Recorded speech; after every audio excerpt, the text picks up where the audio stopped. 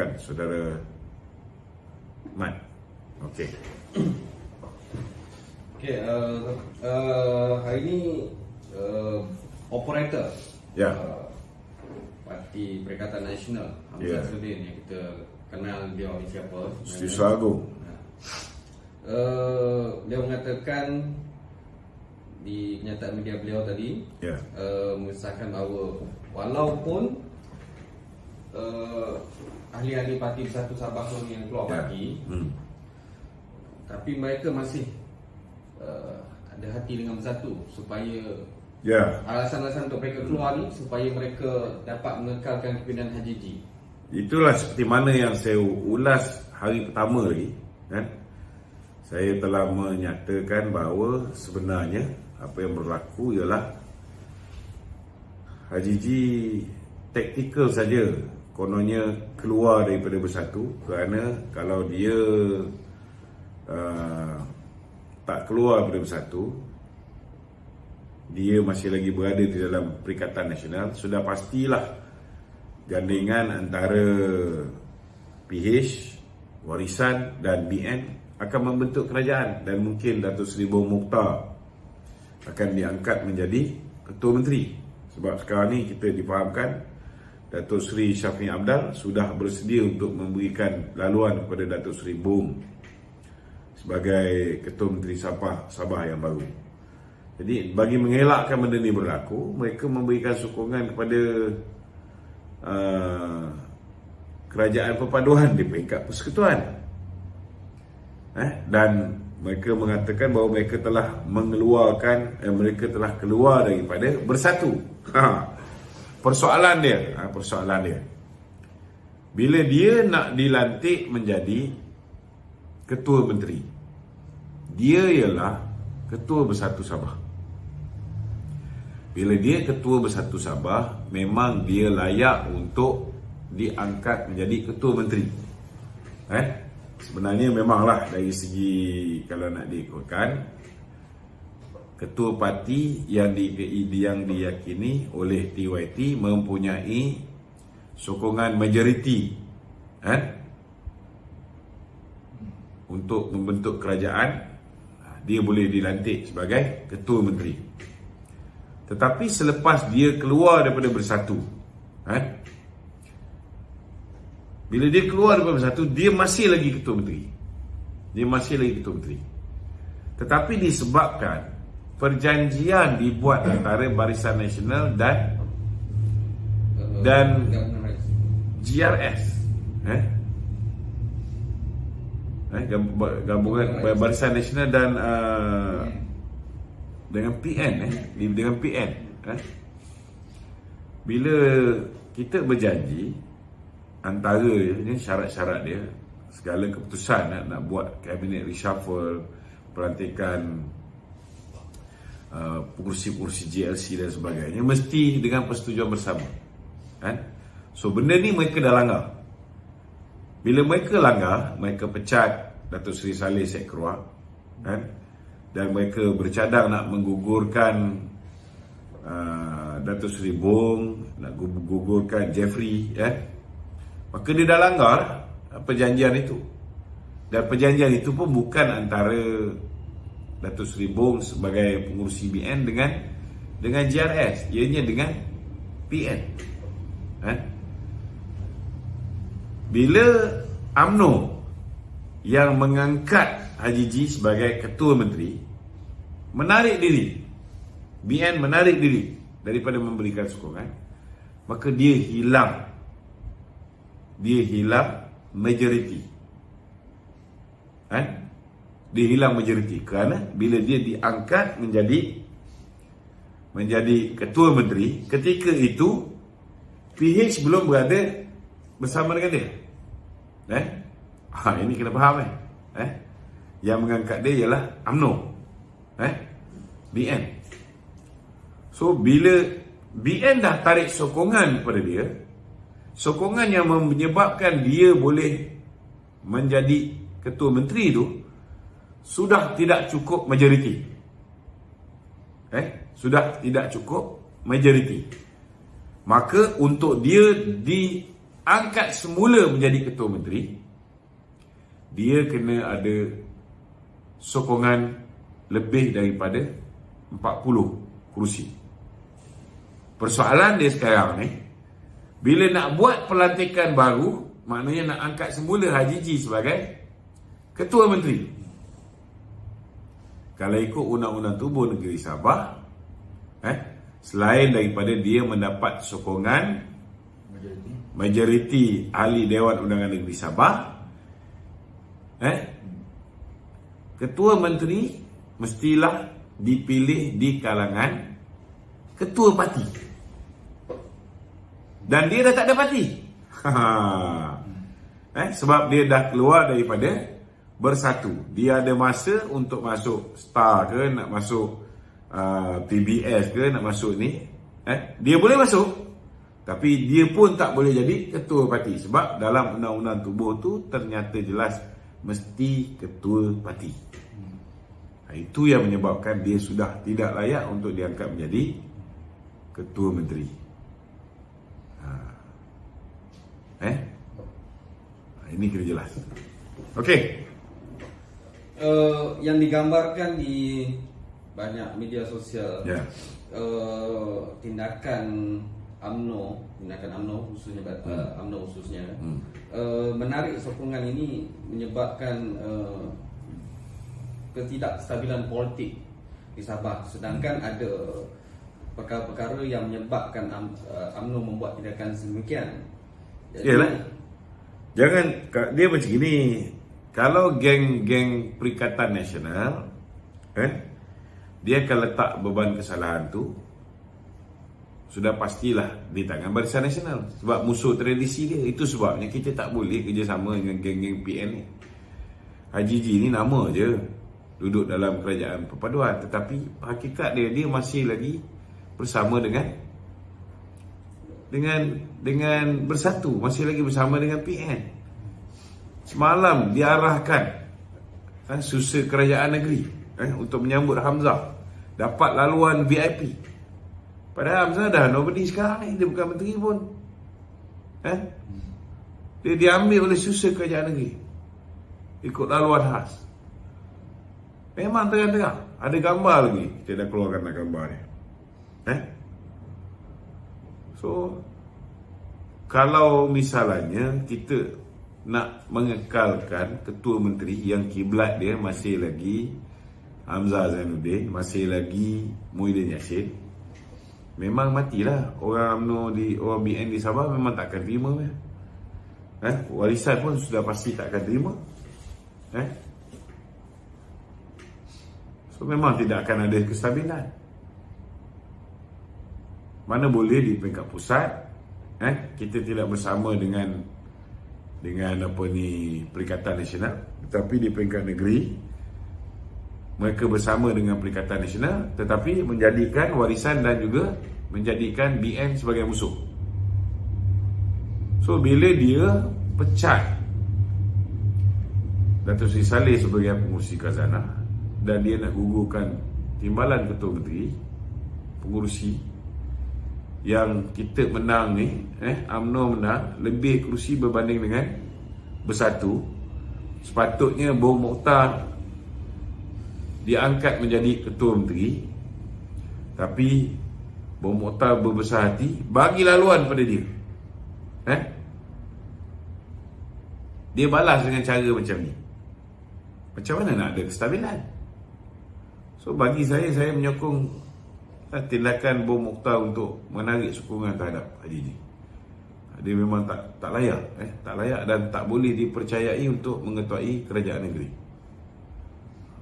So kita harap pada malam esok Dato' Sri Anwar Ibrahim dapat mencari solusi.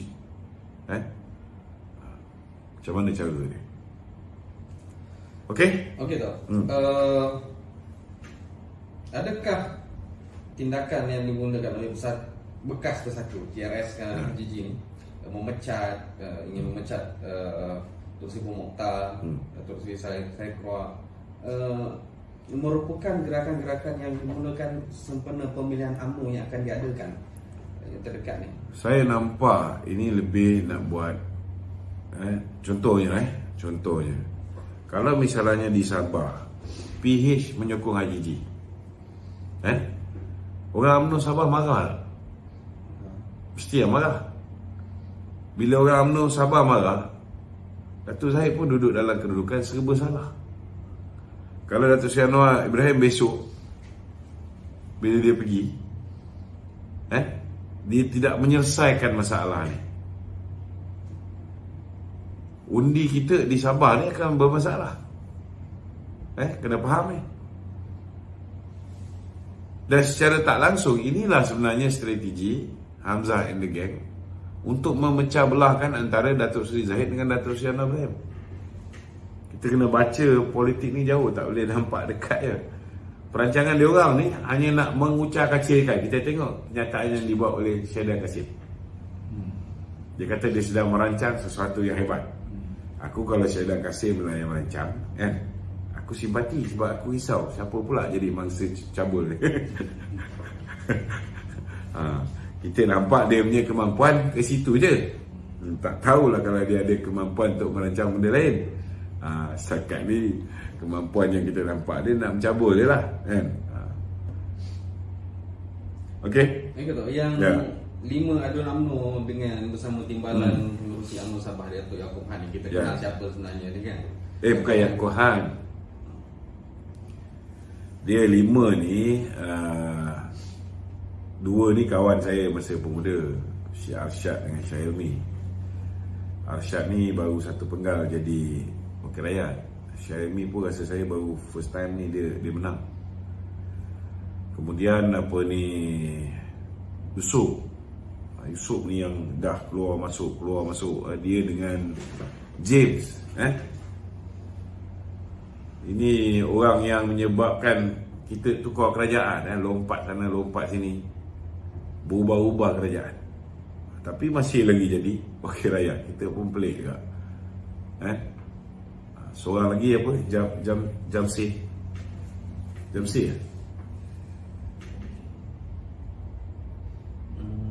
Datuk James Ratib. James Ratib dengan Yusuf tu yang lompat-lompat tu. Yang seorang lagi tu apa? Jamsid. Andi Muhammad. Muhammad Hassan. Mana ada Muhammad Hassan? Muhammad Hamsan. Bukan. Yang bersama yang pergi jumpa dengan Datuk Yaakob ni, 5 orang. Tak ada tu. Jamsi. Dia orang nak lantik, dia orang tawan untuk lantik Syahilmi menjadi Menteri JKR, ganti bom. Ini masalahnya geng-geng kita ni, kan? Bila ditawarkan dengan jawatan, kan? Kemudian dia orang nak lantik Usop untuk gantikan Saleh Sekeruak, Yusuf Yaakob duduk dekat Khazanah Sabah. Okey.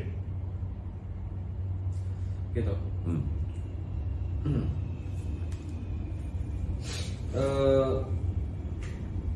Wajarkah pilihan raya negeri Sabah diadakan semula? Sekiranya kita punya ringan semua gagal, wajarkah sampai ke tahap itu yang terakhir?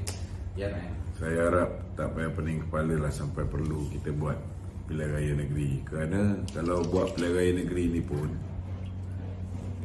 semua parti yang akan terlibat dalam pilihan raya di Sabah kecuali Perikatan Nasional, semua parti ni berada di dalam kerajaan perpaduan. So last kali bila nak masuk pilihan raya, pengagihan kursi pun sama juga, kena agih secara saksama. Kat situ pun nanti akan bergaduh. Kalau mereka ni Haji Ji tak boleh terima warisan, sekarang ni Haji Ji pun dah tak boleh terima bom, macam mana dia orang nak buat pengagihan kursi? Mesti porak-poranda punya, kecuali kalau Haji Ji mengambil keputusan dia kembali kepada bersatu. Senang cerita. Kalau dia kembali kepada bersatu, macam sekarang ni pun, dia dah nampak kan hubungan dia dengan Bersatu belum selesai, masih lagi Hamzah membantu, maka sewajarnya lah dia bersama Bersatu. Jadi masalah kita di Sabah selesai. PH pun akan bersama dengan kita, bersama dengan Warisan, bersama dengan BN. KDM dah bersama dengan kita. So, begitulah. Okey, ada soalan-soalan lain? Kita tukar sikit sikit. Sabah. Boleh Apa yang cerita Sabah? Okey tu, menurut hari ini di Sabah tu Okey.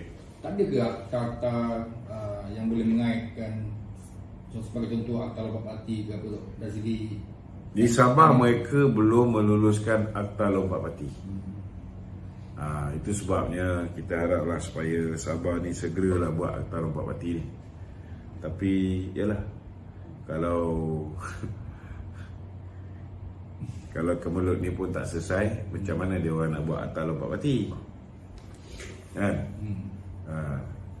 Sebab masing-masing masih belum, ketua menteri pun tak ada parti. Jadi dia kena selesaikan diri dia. Dia nak duduk belah mana sebenarnya? Kalau ketua menteri ni dia ambil keputusan dia nak balik pada Bersatu, lepas tu buatlah akta lompat parti. Jangan lompat-lompat lagi. Ini itulah masalahnya. Banyak negeri lain dah buat. Yang peliknya Sabah tak buat. Okey? Okey tak. Hari ni naik Presiden MCA Tilian ke kata MCA berjiwa besar tapi bukan optimis. Mereka menolak keperluan kerjasama dengan parti DAP, tapi tetap akan bersama dengan Datuk Seri Anwar Ibrahim di peringkat Persatuan bagi membantu kerajaan. Apa pendapat Datuk dengan pandangan MCA? Itu hak dia lah. Itu hak dia. Biasanya kalau kita tak boleh terima salah satu daripada parti komponen yang membentuk kerajaan di peringkat persekutuan, kita jangan masuk kerajaan tu sepatutnya, kan? Tetapi dia nak buat benda yang luar biasa, kan? Itu hak mereka lah.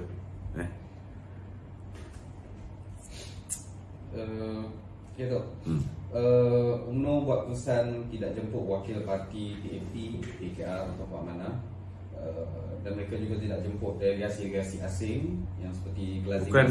Bukan ke mereka buat keputusan untuk memanggil Susah Agung parti setiap parti? Kenyataan Datuk Muhammad Maslan hari ini kita tidak jemput. Hari ni? 2 jam lepas kita tidak jemput. Datuk Muhammad Maslan buat kenyataan ketika di Pahang, kita menerangkan situasi politik di Pahang, dan fokus penyelesaian isu-isu dalaman antara parti-parti Barisan Nasional. Itu sebablah macam kita cakap sebelum ni, sepatutnya proses menerangkan di kalangan akar umbi parti ni. Kalau akar umbi parti ni semua dah mantap pemahaman dia, kenapa kita kena pilih bekerjasama dengan PH, kan?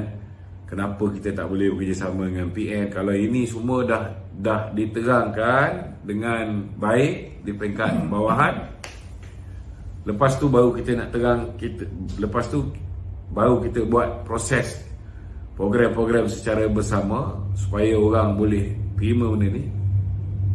Jadi ia lebih memudahkan. Itu sebab saya pun dah beri gambaran lah. Kalau tiba-tiba kita ada wakil DAP, ada wakil PKR di dalam Dewan, mungkin ada sikit kejutan lah. Sebab kita belum pernah lagi turun ke bawah, belum explain lagi, tiba-tiba dah terus diorang ada dalam Dewan Merdeka.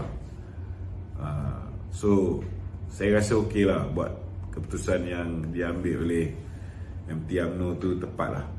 Bagi masa untuk mind conditioning perwakilan-perwakilan UMNO ni.